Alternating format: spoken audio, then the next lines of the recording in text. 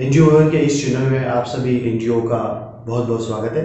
आज हम एक बहुत महत्वपूर्ण विषय पर चर्चा करने वाले हैं। Ministry of road and transport and highways द्वारा हाल ही में एक प्रोजेक्ट जारी किया है और उसके अंदर करीब करीब 7 सेक्टर के अंदर उसको डिवाइड करा हुआ है।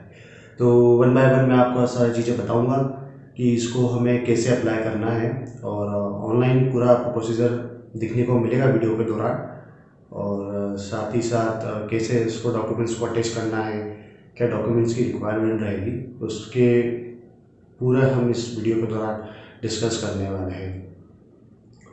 शुरू करने से पहले मैं कुछ लोगों से मुझे क्वेश्चंस आ रहे हैं कि सर लास्ट ईयर के जो प्रपोजल्स थे वो तो अप्रूव हो गए हैं, सैंक्शन हो गए और लोगों को वर्क ऑर्डर भी आ गया है और हमें क्यों नहीं मिला है। तो मैं आप लोगों को बता दूं कि जो प्रपोजल 2019 में गए थे, ध्यान से सुनिएगा, जो प्रपोजल 2019 में गए थे उसके वर्क ऑर्डर भारत सरकार ने रिलीज़ किए हैं। लास्ट ईयर रिलीज़ करने वाले थे, बट आप तो जानते ही ये कोरोना की महामारी पूरी दुनिया में फैली हुई है, तो उसको देखते हुए सरकार ने पोस्टपोन कर दिया था फंडिंग रिलीज़ को और लॉकडाउन भी लग चुका था। साथ ही साथ इस वर्ष भी मार्च अप्रैल के आसपास उम्मीद थी कि सैंक्शन करेंगे 2019 के प्रपोजल, बट नहीं कर पाई थी सरकार। अब 2020 में जो एनजीओ ने सितंबर के महीने में वीडियोस जो आपने हमारा देखा था, पुराना वीडियो जो है ministry of road and transport highway वाला, उसके माध्यम से आप लोगों ने ऑनलाइन सभी एनजीओ ने पूरे भारतवर्ष से अप्लाई किया था। परंतु मैं आप लोगों को बता दूं, मेरी खुद पर्सनल लेवल पे ministry of road transport department से बात हुआ था, उनकी तरफ से संतोषजनक जवाब नहीं मिला मुझे कि प्रोजेक्ट अप्रूव हुआ है या सैंक्शन हुआ है। सीधा उनका ये कहना है कि आप नया आईडी बनाइए, नया पासवर्ड बनाइए, जो पुराना अकाउंट था वो पूरा रीसेट कर दिया। तो अभी आप भी लोग भी मान के चले कि प्रोजेक्ट सैंक्शन नहीं हुआ, मतलब सभी के रिजेक्ट कर दिया। ऐसा नहीं कि सितंबर में बहुत से लोगों के अप्रूव हुआ, क्योंकि 2020 के ग्रांट जो रिलीज होनी थी वो इस साल हो जाना चाहिए थी, बट उसका कोई जवाब नहीं दे पाया प्रॉपरली। मैं ये भी नहीं कह रहा हूँ कि सबके रिजेक्ट हो गए, बट मान के चले आप कि इतना लंबा ड्यूरेशन हो गया है तो कहीं ना कहीं प्रोजेक्ट रिजेक्ट हो चुके हैं। तो चलिए, अब इस वर्ष के लिए भारत सरकार ने फिर से प्रपोजल इन्वाइट किया है और खास बात है कि ये इनकी जो पॉलिसी रहेगी एक्टिव 31 मार्च 2026 तक रहेगी और हमें ये प्रोजेक्ट 31 दिसंबर 2025 तक पूरा करना है। इसका मतलब ये नहीं कि हमें 3-4 साल तक करना है। प्रोजेक्ट प्रपोजल्स आप मल्टीपल अप्लाई कर सकते हैं मल्टीपल ऑप्शन के साथ में, बट उन्होंने एक वर्क ऑर्डर दे दिया कि इतने से इतने ड्यूरेशन में आपको काम लेना है और कोई भी प्रोजेक्ट अगर आपका अप्रूव होता है तो इसके पहले आपको कंप्लीट कर देना है। अब हम आगे शुरू करते हैं कि हमें कैसे क्या क्या प्रोसेस करना है इस प्रोजेक्ट के लिए। इस प्रोजेक्ट को अप्लाई करने से पहले मैं आप लोगों को डॉक्यूमेंट्स के बारे में बता दूँ किन डॉक्यूमेंट्स की हमें आवश्यकता पड़ेगी। सबसे पहले आप सर्टिफिकेट की रिक्वायरमेंट रहेगी, आपको पैन कार्ड की ज़रूरत रहेगी, आपका संस्था का बायलास, लास्ट 3 ईयर्स की ऑडिट रिपोर्ट, लास्ट 3 ईयर्स का एनुअल रिपोर्ट और करंट मैनेजिंग कमेटी के पेपर्स। ओके, अब इनका जो सैंक्शन ऑर्डर रहेगा वो किस तरह रहेगा मैं आपको बता दूं। पहले आपको 3 माइलस्टोन में आपको फंडिंग्स मिलने वाले हैं। पहला माइलस्टोन आपको 40% आपको अमाउंट मिलेगा। जो भी आप प्रोजेक्ट एक्टिविटी शुरू करने वाले हैं प्रोजेक्ट से रिलेटेड, जो भी प्रोग्राम आप जिस एरिया में करेंगे, तो आपको जो ग्रांट रिलीज होगी पहले होगी 40%, इसलिए उसको नाम दिया उन्होंने माइलस्टोन 1।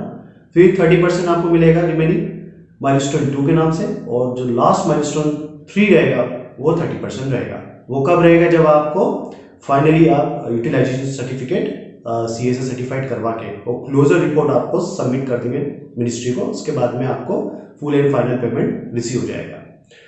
खास बात है इस प्रोजेक्ट की कि इस बार हमें मोबिलाइजेशन के लिए भी पैसा दे रहे हो। मोबिलाइजेशन का पैसा आपको 15% देगा। जो भी total cost of the project आप अप्लाई करेंगे, मान लीजिए आप 10 लाख का प्रपोजल अप्लाई कर रहे हैं तो आपको 15% उसका मोबिलाइजेशन का आपको फंड मिलेगा। और बशर्ते ये है कि मोबिलाइजेशन में आपको क्या क्या आप करने वाले, किस तरह मोबिलाइज करेंगे लोग को, तो उसका एक आपको वर्किंग पैटर्न बना के उसको अपलोड करना रहेगा। आपको जिले के नाम बताने होंगे, तहसील के नाम बताने पड़ेंगे, कितने ड्यूरेशन में आप मोबिलाइजेशन पूरी तरह से कर लेंगे इस प्रोग्राम को शुरू करने के लिए। अब इन्होंने इसको 7 सेक्टर में 7 एरिया में इसको डिवाइड किया है, जिसमें आप प्रपोजल अप्लाई कर सकते हैं। तो मैं आपको पहला अप्लाई बता दूं पहला है road safety audit. Road safety audit अगर इस सेक्टर में अगर आप अप्लाई करते हैं तो इनका कहने का मतलब है कि आपको जो हाईवेज होते हैं उस पर रोड एक्सीडेंट्स को कैसा रोका जाए, उससे रिलेटेड आप प्रोजेक्ट कर सकते हैं, और उसमें कम से कम 100 किलोमीटर्स का एरिया कवर होना जरूरी है। ओके। दूसरा हम बात करते हैं कैपेसिटी बिल्डिंग। कैपेसिटी बिल्डिंग मतलब इसमें आपके हेवी कमर्शियल व्हीकल्स होते हैं, उससे रिलेटेड आपको काम करना रहेगा, ठीक है।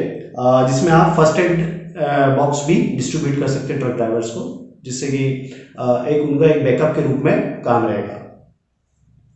थर्ड अगर हम बात करें, हाँ, कैपेसिटी बिल्डिंग में एक चीज और आप ऐड कीजिएगा, इसमें वर्कशॉप सेमिनार भी ऑर्गेनाइज कर सकते हैं। तीसरी बात करें पायलट प्रोजेक्ट्स। पायलट प्रोजेक्ट्स में ये कम से कम 20 किलोमीटर्स का लेंथ होना जरूरी है इस प्रोजेक्ट को काम करने के लिए।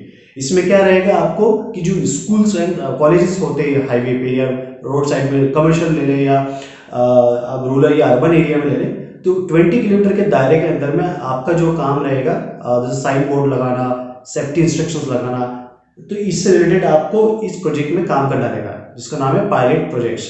फिर फोर्थ सेक्टर आ गया आपका अवेयरनेस कैंप।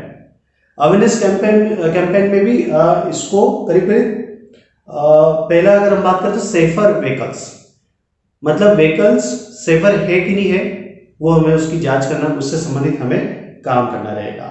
हमें इंस्पेक्शन करना रहेगा, जो कमर्शियल और हेवी व्हीकल्स होते हैं उसकी हमें इन्वेस्टिगेट करनी होगी, इससे रिलेटेड आप इसमें काम कर पाएंगे। दूसरा आपका आ गया safe road users. Safe road users की बात करें तो हम इसमें जो स्कूल्स होते हैं जो बने हुए हैं हाईवे के ऊपर, तो उनके जो स्टूडेंट्स होते हैं उस पर हम टारगेट करने वाले हैं, ठीक है। साथ ही साथ हम लोग हेलमेट डिस्ट्रीब्यूट कर सकते हैं, और जो कार ड्राइवर्स होते हैं उनको सीट बेल्ट के लिए बोल सकते हैं। तो ये सारा आपका सेफ रोड यूजर्स में प्रोग्राम करने के लिए रहेगा आपको।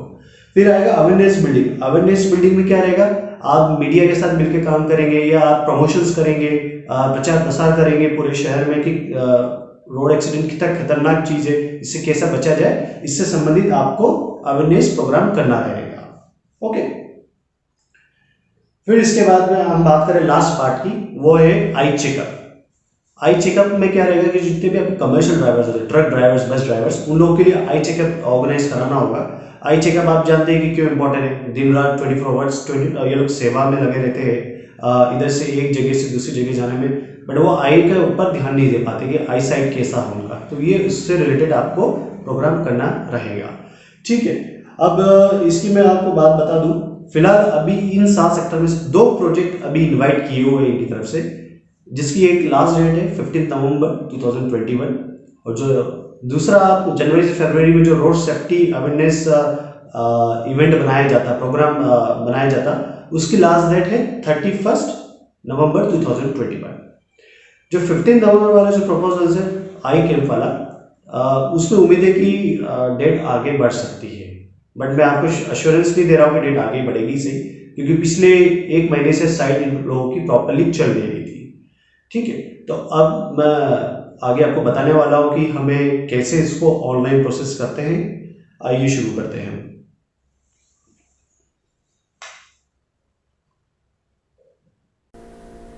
सबसे पहले हम गूगल क्रोम खोलेंगे, या आप कोई भी अन्य इंटरनेट ब्राउजिंग यूज़ कर सकते हैं, बट इस चीज़ का ध्यान रखिएगा इंटरनेट अच्छा हो, अदरवाइज़ आपको फॉर्म सबमिशन में प्रॉब्लम्स आ सकती है। क्रोम खोलने के बाद में हम ऊपर लिखेंगे ministry of road transports and highways. इसको क्लिक करने के बाद में हमारे सामने जो मेन पेज आ रहा है उसको क्लिक करना रहेगा। उसको क्लिक करने के बाद जैसे मिनिस्ट्री की वेबसाइट खुलेगी, वेबसाइट खुलने के बाद में हमें सबसे पहले रोड सेफ्टी के ऊपर कर्सर रखना है। रोड सेफ्टी के ऊपर कर्सर रखने के बाद राइट साइड में आप देख रहे हैं स्कीम्स ऑब्लिक प्रोजेक्ट्स, इसके ऊपर हमें क्लिक करना होगा। क्लिक करने के बाद में आपके सामने एक डैशबोर्ड खुल जाएगा पूरा, और नीचे की तरफ हम आएंगे तो आप जो देख रहे हैं click here to apply for financial assistance to NGO for administrating road safety advocacy, ये लिंक है ऑनलाइन प्रोजेक्ट अप्लाई करने के लिए। पर उससे पहले मैं आपको बता दूं, यही इसके ऊपर आप टॉप पर जो देख रहे हैं guidelines for grant of financial assistance, यहाँ इसके अंदर पूरी गाइडलाइंस है, आप इसको पूरी तरह से पढ़ सकते हैं। इसके अंदर फॉर्मेट्स भी दिए, कुछ 2 तरह के फॉर्म है, एनेक्सर 1 या एनेक्सर ए, और दूसरा है एनेक्सर सी। आप उसको इसमें से निकाल लीजिएगा, उसको फिलअप करके हमें ऑनलाइन के दौरान अपलोड करना रहेगा। ओके, आप जैसे इसको क्लिक करेंगे तो आपके सामने ये फाइल खुल जाएगी। नीचे की तरफ आप आएंगे,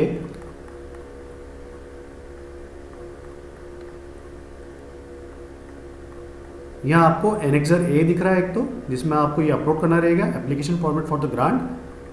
जो लास्ट वाला पार्ट है, जो एक और पार्ट इसके साथ में अटैच होगा, ये वाला check list for evolution of proposal for approval, ये भी हमें इसके साथ में अटैच करना रहेगा। वो मैं आपको बताऊँ कैसे करना है। आइए हम वापस से डैशबोर्ड पर आ जाए। हम click here to apply for financial assistant पे क्लिक करेंगे, इसको ओके कर देना है। ओके करने के बाद में देखिए आपके सामने पूरा तरीके से डैशबोर्ड नया हो गया। लास्ट ईयर जिन लोगों ने अप्लाई किए थे उनका डैशबोर्ड अलग दिखते थे, अभी पूरा तरीके से उन्होंने रीसेट कर दिया। तो हमें फिर से रजिस्ट्रेशन करना होगा। सबसे पहले हमें क्लिक करना है रजिस्टर हियर। रजिस्टर हियर में सिलेक्ट करने के बाद में आपके सामने आ रहा है एजेंसी टाइप, हमें यहाँ एजेंसी सिलेक्ट करनी है। अगर फर्म है तो फर्म, एनजीओ है तो एनजीओ, ये जो भी आपके लिए एप्लीकेबल होता है वो आप सिलेक्ट करेंगे। इसके बाद यहाँ हम यूनिक आईडी नंबर लिखेंगे। इस चीज़ का आपको ध्यान रखना है कि इस प्रोजेक्ट को अप्लाई करने के लिए नीति आयोग यानी एनजीओ दर्पण आईडी आपके पास में होना ज़रूरी, अदरवाइज आप अप्लाई नहीं कर पाएंगे। ओके, यहाँ आप आपका दर्पण आईडी डालेंगे और गेट डिटेल के ऊपर क्लिक करना रहेगा। उससे पहले आपको यहाँ पैन नंबर भी दिखना होगा आपका सोसाइटी का, और यहाँ गेट डिटेल आप कर देंगे तो आपकी पूरी डिटेल ये अपने आप ऑटोमेटिकली फुल हो जाएगी। ओके, ये अपने आप फिलअप हो जाएगा पूरा, आपको कुछ भी फिर इसके बाद भरने की ज़रूरत नहीं रहेगी। अगर आपको करेक्शन लगता है कि नहीं ईमेल आईडी मेरी चेंज हो गई है मोबाइल, तो आप उसको करके अटैच करके उसको बदल दीजिए। इसके बाद आपको यहाँ सेलेक्ट करना होगा I am not robot. I am not a robot के बाद में आपको OTP आएगा आपके मोबाइल या ईमेल के ऊपर, उसको वेरीफाई कर देना है और उसको सबमिट कर देना है। और जो आपको ID एंड पासवर्ड आपके मेल ID पर आएगा, रजिस्टर्ड ईमेल ID पर।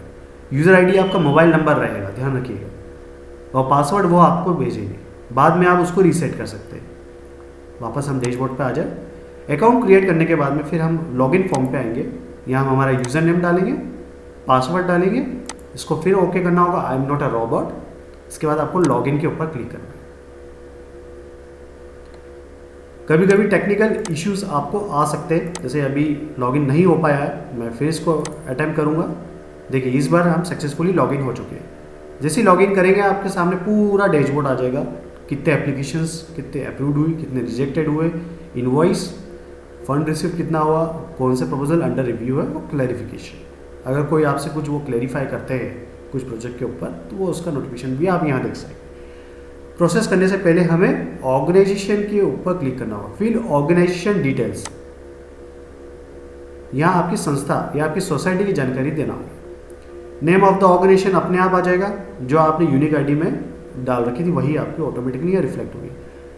सेकंड नंबर पे आपको स्टेट सेलेक्ट करना होगा कि आप कौन से स्टेट से बिलोंग करते हैं। इसके बाद में आपका एड्रेस, हमें वो डालने की ज़रूरत नहीं है, वो अपने आप सिलेक्ट हो रहा है। ऑफिस फ़ोन नंबर, अगर लैंडलाइन नंबर नहीं है तो आप मोबाइल नंबर भी डाल सकते हैं। एरिया ऑफ ऑपरेशन, कि आप किस किस एरिया में काम कर रहे हैं। फिर इसके बाद brief note about your organization, यहाँ आपकी ऑर्गेनाइजेशन के बारे में बताना है। डेट ऑफ इस्टेब्लिशमेंट, आपकी संस्था की स्थापना कब हुई थी उसकी जानकारी देना है। फिर upload self attest copy of दर्पण रजिस्ट्रेशन।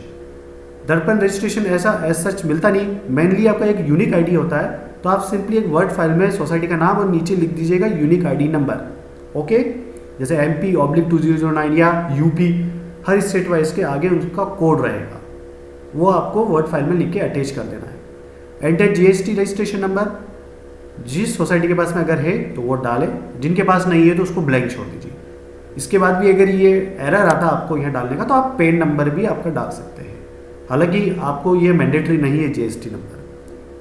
इसके बाद अगर GST है तो उसकी कॉपी भी आपको यहाँ अटैच करना रहेगी। चूज फाइल करेंगे तो आपके सामने ऑप्शन आ जाएगा क्या अटैच करना है। नीचे की तरफ आए, FCRA रजिस्ट्रेशन नंबर अगर है तो FCRA रजिस्ट्रेशन नंबर लिखेंगे, कब का FCRA रजिस्ट्रेशन डेट है उसकी डिटेल आ जाएगी। फिर आ जाएगी डिटेल्स ऑफ की पर्सन, यहाँ आपके कौन मेन चीफ फंक्शनरी या कौन मेन फाउंडर है उनकी डिटेल यहाँ पे आएगी, वो किस पोजीशन पे है, executive director, chairman, vice president, secretary, whatever, वो आपको यहाँ पुटअप करना होगा। उनका आधार नंबर, उनका कंप्लीट एड्रेस, यहाँ उनके रेसिडेंशियल एड्रेस डालना होगा, सोसाइटी एड्रेस नहीं, उनका contact number, enter email address for communication, उनका ही ईमेल आईडी डालना होगा, और अगर आपकी सोसाइटी की ईमेल आईडी है तो वो यहाँ आप डाल सकते हैं।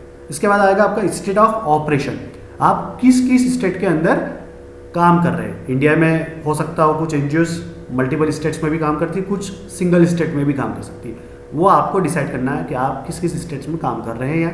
ओके, फिर आएगा नीचे बैंक डिटेल्स, बैंक डिटेल्स में आपका बैंक का आईएफएससी कोड आ जाएगा, बैंक अकाउंट नंबर आ जाएगा। इसके बाद में आपको एक कैंसल्ड चेक की एक कॉपी यहाँ अपलोड करनी रहेगी, सेम चूज फाइल पे सेलेक्ट करेंगे, कैंसिल चेक आपको अटैच कर देना है, फाइन। फिर इसके बाद आपको ऑडिट रिपोर्ट अपलोड करनी रहेगी लास्ट 3 ईयर्स की, 3 साल की एक साथ एक ही फाइल आपको बना के अपलोड करना रहेगी, अलग अलग नहीं। ओके, इसके बाद आपको self attest copy of pan card. Self attest से आप समझते क्या? सेल्फ अटेस्ट मतलब जो आपका पैन कार्ड रहेगा उसके नीचे आपकी संस्था की सील और उसको साइन या सेल्फ अटेस्ट या सर्टिफाइड कॉपी की सील लगाइए, इसके बाद उसको अपलोड कीजिएगा। सिमिलरली आपको ऑडिट रिपोर्ट के लिए भी ऐसा ही करना होगा और उसको सबमिट पे क्लिक कर देना है। सबमिट करने के बाद आता है आपका अप्लाई ऑनलाइन। अब आपका मेन मुद्दा आ गया है एप्लीकेशन अप्लाई करने के लिए। न्यू एप्लीकेशन में अब नीचे सबसे पहले आपको डालना नेम ऑफ द प्रोजेक्ट, क्या प्रोजेक्ट का नाम रहेगा, प्रोजेक्ट का उद्देश्य क्या रहेगा, objective of the project, project के बारे में विवरण देना रहेगा कि भाई आप मान लीजिए अर्बन एरिया में रोड सेफ्टी के लिए काम करना है, अवेयरनेस प्रोग्राम करना है, तो उसके बारे में डिस्क्रिप्शन आपको देना रहेगा कि क्या क्या आप वहाँ करने वाले हैं प्रोग्राम के दौरान, प्रोजेक्ट के दौरान। ओके, फिर इस प्रोजेक्ट का क्या नतीजा निकलेगा, भाई अगर आपने कोई प्रोग्राम इवेंट किया है तो उसका आउटकम क्या निकला। ओके, वो आपको इसका डिटेल यहाँ पे देना रहेगा। फिर इसके बाद में आपको बेसलाइन डाटा देना होगा, ब्रीफ डिस्क्रिप्शन, आपको डिटेल में डिस्क्रिप्शन देना रहेगा उसके ऊपर कि आपके क्या क्या इम्पैक्ट पड़े हैं प्रोजेक्ट से। ओके, फिर इसके बाद में upload supporting documents for baseline data, यहाँ पे आपको चूज फाइल पे सिलेक्ट करना है। चूज फाइल सिलेक्ट करने के बाद में आप देख रहे हैं ये एनेक्सर ए, ये आपको अपलोड करना रहेगा इस फाइल के साथ।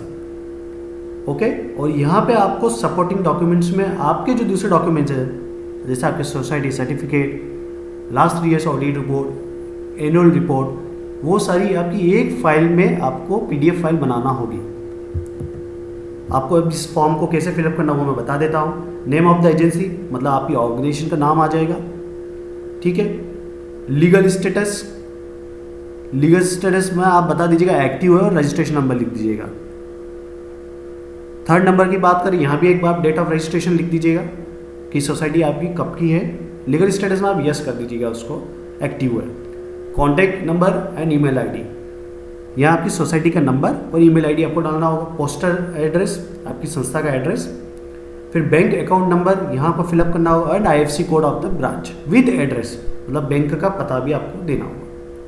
फिर name, address and Aadhaar number of the president या सेक्रेटरी या ट्रस्टी, जो भी आपका मेन फाउंडर है या जो भी इसका है, किसी एक का आपको यहाँ उनका नेम, उनका पता और उनका आधार नंबर यहाँ देना होगा। फिर 8 नंबर की बात करें, एनजीओ दर्पण में रजिस्ट्रेशन है आपका, तो उसका यूनिक आईडी नंबर यहाँ आपको मेंशन करना होगा राइट पे। फिर इसके बाद में brief on the activities conducted by the agency in the past 3 years, ये कहना चाह रहे हैं कि आपकी संस्था ने पिछले 3 सालों में क्या क्या एक्टिविटीज़ की है, और अगर आपने एक्टिविटीज़ की है तो आपको उसके लिए भी एक एडिशनल शीट अटैच करनी रहेगी। ओके, बट मैं आपको बोलूँगा कि आप उसको अटैच करना है, अदरवाइज अगर आप कोई एक्टिविटी नहीं बताएंगे तो फिर प्रोजेक्ट सेंक्शन होने की उम्मीद भी ना के बराबर हो जाएगा। 10th नंबर की पॉइंट की बात करें, collaborative partners name and proof, क्या आप ऑलरेडी आपकी सोसाइटी किसी इंस्टीट्यूट या यूनिवर्सिटी या गवर्नमेंट डिपार्टमेंट के साथ जुड़कर काम कर रही है, जरूरी कि रोड सेफ्टी से रिलेटेड कोई और एक्टिविटी कर रही है, अगर है तो उसका भी आपका प्रूफ अटैच करना होगा इसी इस फाइल के साथ में। ये आपकी जो पीडीएफ फाइल है इसके नीचे ही अटैच हो जाएगी। ओके, बहुत सारे ऑनलाइन PDF सॉफ्टवेयर्स आते हैं, आप उसमें अटैच कर सकते हैं। इसके बाद 11th नंबर की पॉइंट की बात करें, whether any road safety awareness और any related programme have been earlier conducted by the agency. ये जानना चाह रहे हैं कि यहाँ आपकी संस्था ने रोड सेफ्टी से संबंधित कोई कार्य किए पिछले कई विगत वर्षों में, अगर किए तो उसका विवरण भी आपको देना होगा। इफ यस देन आपको you have to give the details of the activities conducted by your organisation.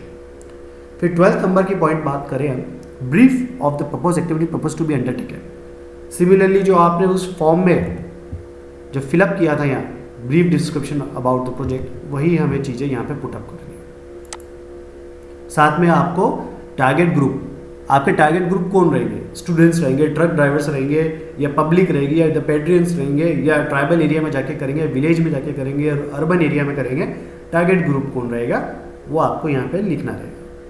Place कहाँ पे करने वाले, कंटेंट ऑफ द प्रोग्राम, भाई उसका सार क्या रहेगा, प्रोग्राम में क्या क्या चीज़ करवाएंगे आप, फिर कितने ड्यूरेशन में करवाएंगे, वो सारी चीज़ें आपको यहाँ पे इस अंदर लिखना रहेगी। इसको आपको फिलअप करना रहेगा। ये एरिया छोटा है बट आपको इसको वर्ड फाइल में बना के करना होगा। फाइन। साथ में अगर आपको लगता है कि कुछ सपोर्टिंग डॉक्यूमेंट और अटैच करना है तो उसको भी आप इस फाइल के साथ में अटैच कर सकते हैं, या आप अलग से भी अटैच कर सकते हैं। जो आप ये वाले सेक्शन देख रहे हैं, सेकेंड वाला, upload any other supporting documents, आपको लगता है कि और भी कुछ सपोर्टिंग डॉक्यूमेंट्स लगाने से प्रोजेक्ट की क्वालिटी और इम्प्रूवमेंट होगी तो वो आपको यहाँ लगाना चाहिए। फिर नीचे की बात करें हम, टारगेट सेट। जैसा कि मैंने आपको वीडियो के दौरान बताया था कि आपको 3 माइलस्टोन में आपको फंडिंग मिलती रहेगी। इससे ऊपर आप देख रहे हैं मोबिलाइजेशन, इसके लिए भी आपको फंड मिलेगा। तो आप कब स्टार्ट कर रहे हैं उसकी डेट आ जाएगी, कब मोबिलाइजेशन कंप्लीट कर रहे हैं उसकी डेट आ जाएगी, टारगेट कौन रहेंगे, किन के ऊपर आप मोबिलाइज कर रहे हैं, किन के साथ मोबिलाइज कर रहे हैं उनकी डिटेल आएगी, और कितना आपको अमाउंट की ज़रूरत होगी। खास बात है यहाँ आपको डिटेल बजट नहीं देना है, प्रपोज ग्रांट अमाउंट।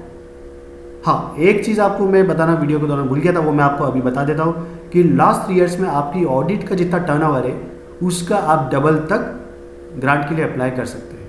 मान लीजिए आपकी संस्था का ऑडिट लास्ट 3 ईयर्स में 20 lakhs है तो उसका डबल 40 lakhs तक आप अप्लाई कर सकते हैं, नॉट मोर देन। उससे ऊपर आप अप्लाई नहीं कर पाएंगे और करना भी नहीं चाहिए आपको।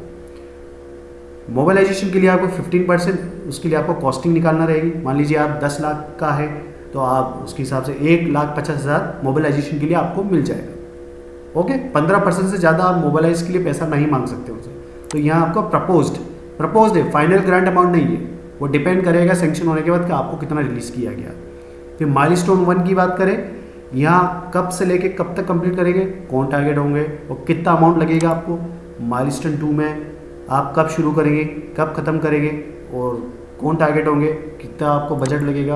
और माइलस्टोन 3 ये भी आपको सेम फिलअप करना रहेगा। ये सारी चीज़ें आपको फिलअप करनी है, कोई भी चीज़ आपको ब्लैंक नहीं छोड़ना है।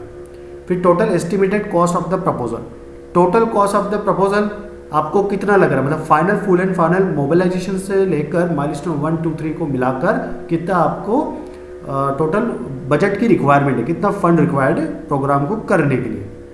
इसके बाद नीचे सिग्नेचर हो जाएगा और नीचे संस्था की सील लग जाएगी। Name and designation of the authorize signatory, जो भी इस आपका फाउंडर है या जो भी चेयरमैन प्रेसिडेंट है उनकी यहाँ पे डिटेल फिलअप होगी। यहाँ डेट लिख देंगे, प्लेस, और उसको आपको नीचे जो भी सपोर्टिंग डॉक्यूमेंट्स है मैंने आपको जो बताए थे लास्ट ईयर्स के डॉक्यूमेंट्स, वो इसी के साथ अटैच कर देना है। फाइन। अब हम आगे की तरफ आ जाए, upload any other supporting documents base line के लिए। तो अगर आपको और भी कुछ अपलोड करना है तो वो आप यहाँ अटैच कर सकते हैं। ये मैंडेटरी नहीं है, उन्होंने आपको कंपलसरी नहीं है कि आप कुछ अटैच करें, ठीक है। सिलेक्ट स्टेट, यहाँ आपको आपका राज्य सिलेक्ट करना होगा। ओके, फिर इसके बाद आपका डिस्ट्रिक्ट, क्या डिस्ट्रिक्ट लगता है स्टेट में। फिर इसके बाद आपको सिलेक्ट करना, select program theme. Program theme क्या रहेगी, अभी जैसे 2 प्रोजेक्ट एक्टिव है, एक तो आपका आई चेकअप का है और एक आपको जो वो रोड सेफ्टी अवेयरनेस कैंप बनाते हैं, एक्टिविटीज़ जो इवेंट होते हैं उससे रिलेटेड आप क्या प्रोग्राम करने वाले, वो आपको और भी ऑप्शंस दिए हुए सिलेक्ट कर सकते हैं। बाकी प्रोजेक्ट्स के लिए जो आप देख रहे हैं, जो थीम देख रहे हैं, उसके लिए भी धीरे धीरे वक्त के साथ में डेट वो लोग रिलीज़ करते जाएंगे। तो इसमें से आपको project theme, program theme select करनी रहेगी कि इस पर आपको किस पे करना है। वीडियो के दौरान मैंने आपको एक एक चीज़ बता दिया था कि कैपेसिटी बिल्डिंग में क्या करेंगे, आई चेकअप में क्या करेंगे, पायलट प्रोजेक्ट्स में क्या करेंगे, रोड सेफ्टी ऑडिट में क्या करेंगे, ये सारी चीज़ें मैं वीडियो के दौरान आपको बता चुका हूँ। Number of similar project done in the last 3 years। आप जिस प्रोजेक्ट के लिए काम के लिए अप्लाई कर रहे हैं, क्या आपने इससे रिलेटेड कोई प्रोग्राम किए हैं कई पिछले 3 सालों में? अगर किए तो 1, 2, 3 कितना, अगर नहीं किया तो उसको 0 छोड़ देना है। Maximum project value of similar work done in the last 3 years। इससे रिलेटेड पिछले 3 सालों में अगर आपने कोई प्रोग्राम किया तो कितना अमाउंट का किया है आपने, उसका अमाउंट यहाँ आपको मेंशन करना है। मान लीजिए आपने किया है 86,000 का, तो 86,000 यहाँ लिख देंगे। ओके, फिर proof of association with collaborative partner. अब यहाँ बोल रहे हैं कि आपकी एनजीओ या आपकी सोसाइटी किसी गवर्नमेंट डिपार्टमेंट या एकेडमिक या इंस्टीट्यूट या किसी डिपार्टमेंट के साथ में कोलैबोरेट है, तो उसका प्रूफ यहाँ आपको देना पड़ेगा। पहले भी आपको जैसे मैंने बताया था अटैच करना रहेगी फाइल, तो वह आपको यहाँ फाइल अटैच करनी रहेगी एज अ सर्टिफिकेट के रूप में कि भाई हमारा इनके साथ में कोलैबोरेशन है। Name of the collaborative partner. अगर आपने किसी गवर्नमेंट डिपार्टमेंट या एकेडमिक इंस्टीट्यूट का कोई सर्टिफिकेट अगर लगाते हैं तो वहाँ आपका कौन पार्टनर है, किस डिपार्टमेंट का पार्टनर है, उस डिपार्टमेंट का यहाँ आपको नाम लिखना रहेगा। मोबिलाइजेशन ग्रांट रिक्वायर्ड, कि आपको प्रोजेक्ट करने के लिए, प्रोग्राम करने के लिए ग्रांट रिक्वायर्ड है, मोबिलाइजेशन करने के लिए, सॉरी, या मैं आपको बताना चाहूँगा ये मोबिलाइजेशन से रिलेटेड बातचीत चल रही है। तो कोई भी आप प्रोग्राम या प्रोजेक्ट कर रहे हैं तो यहाँ आपको क्या मोबिलाइजेशन के लिए ग्रांट रिक्वायर्ड है? अगर नो है तो नो छोड़ दीजिए। अगर आपको लगता है कि नहीं मुझे इसके लिए भी ग्रांट चाहिए तो आप उसको यस सिलेक्ट कीजिए। यस जहाँ आप सिलेक्ट करेंगे तो आपको यहाँ पे कॉपी ऑफ बैंक गारंटी आपको देना रहेगा। आपको बैंक से एक गारंटी सर्टिफिकेट लेकर अपलोड करना रहेगा। ओके, फिर इसके बाद में will this project be done as joint venture. क्या आप प्रोजेक्ट ये जो करेंगे या खुद करेंगे या किसी ऑर्गेनाइजेशन के साथ मिलकर काम करेंगे? अगर आप किसी ऑर्गेनाइजेशन के साथ करते हैं तो यस करना है। अगर यस करेंगे तो आपको उसका भी प्रूफ देना होगा। ठीक है, power of attorney for lead member of consortium. Okay, but मेरे ख्याल से आपको यहाँ पे नो सिलेक्ट करना होगा। अगर आप खुद इंडिविजुअल लेवल पर प्रोग्राम को करेंगे तो you have to select no. इसके बाद आपको यहाँ आ रहा है self declaration affidavit by authorize person that the organization has not been blacklisted. यहाँ पे आपके जो प्रेसिडेंट, सेक्रेटरी या ट्रेजरर है, एफिडेविट आपको यहाँ पे अपलोड करना रहेगा। एफिडेविट आपका जो फॉर्मेट होगा उसमें ये क्लियरली मेंशन है कि our society so and so has not been blacklisted from any other department। और नीचे आपने सील एंड साइन लगा के उसको आपको अपलोड कर देना। आप चाहे तो उसको स्टैम्प पेपर पे भी निकाल सकते हैं 10 रुपीज़ 50 रुपीज़, या एक आपके लेटर हेड पे भी एफिडेविट बना के अपलोड कर सकते हैं। फिर टोटल प्रोजेक्ट वैल्यू, फाइनल आपका total cost of the project कितना लग रहा है। मान लीजिए आपने एस्टिमेटेड 35 लाख तो 35 लाख, या 40 लाख तो 40 लाख। तो यहाँ आपको अमाउंट फाइनल मेंशन कर देना है। फाइन, और उसका copy of estimated of for total estimated proposal यहाँ पे आपको एनेक्सर सी अपलोड करना रहेगा। इसको चेकलिस्ट को ओके करके आपको सारा आपको राइट करना कि यस ये सारी चीज़ें हम अपलोड कर चुके हैं। और साथ ही साथ वो यहाँ क्या कह रहे हैं, copy of estimated for total estimated proposal. Estimated proposal आपका वही आ जाएगा कि आपको मोबिलाइजेशन के लिए कितना फंड रिक्वायर्ड है, माइलस्टोन 1, माइलस्टोन 2, माइलस्टोन 3, इन तीनों के लिए टोटल और मोबिलाइजेशन चारों को मिलाकर कितना आपको फंड लग रहा है उसका डिटेल विवरण वहाँ आपको यहाँ अटैच करना रहेगा। ओके, इसके बाद आपको फाइनली इसको फॉर्म को सेव कर देना है। सेव फॉर्म करने के बाद में आपको सबमिट पे बटन दबा देना है। आपका प्रोजेक्ट प्रपोजल ऑनलाइन सबमिट हो जाएगा। Thank you very much.